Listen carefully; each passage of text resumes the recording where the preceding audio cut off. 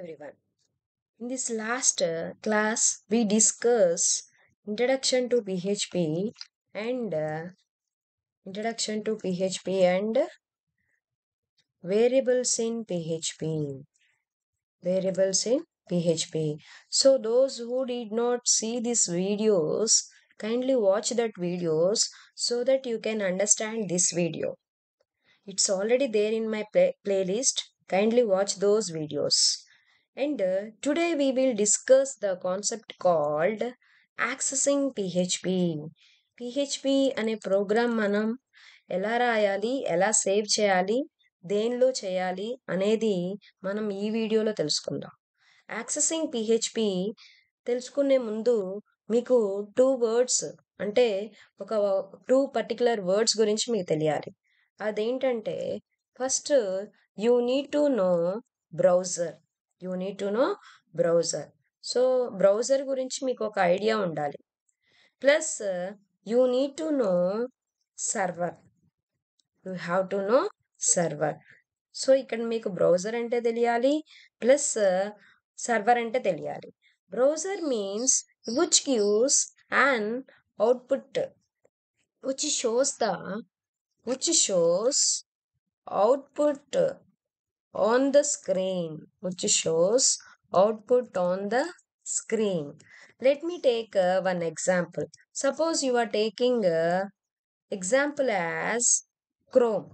The example as Chrome. You are taking Chrome browser. So ఈ Chrome బ్రౌజర్లోకి వెళ్ళగానే మీరు ఏం చేస్తారు?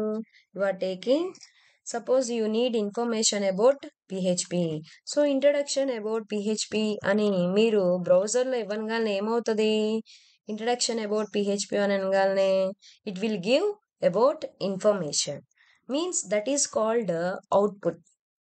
What ever we are giving it gives output to us.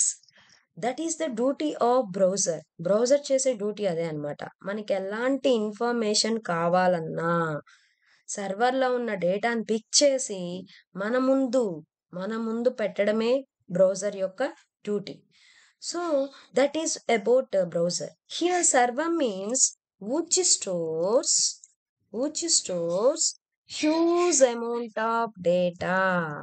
Which stores huge amount of data.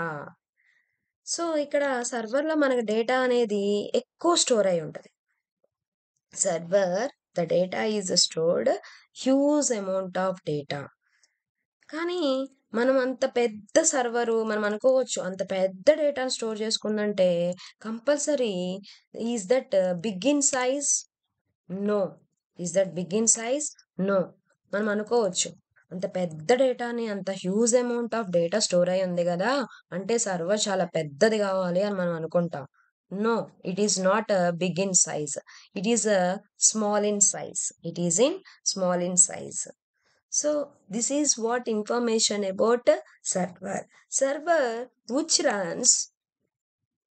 runs backwards.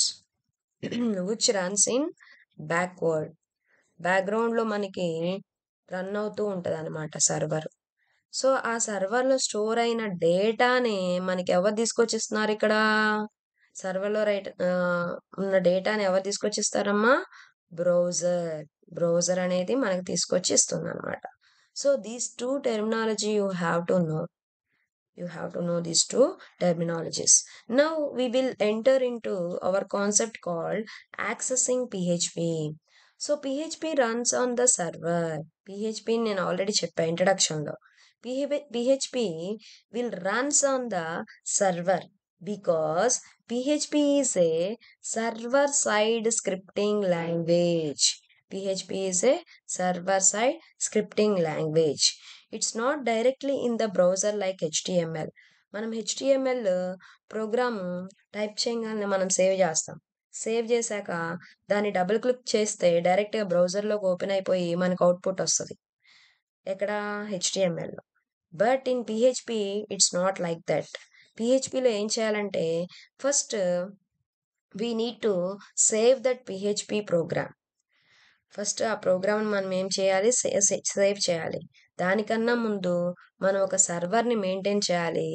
ఆ server వచ్చేసి XAMPP server. What is that server? XAMPP server.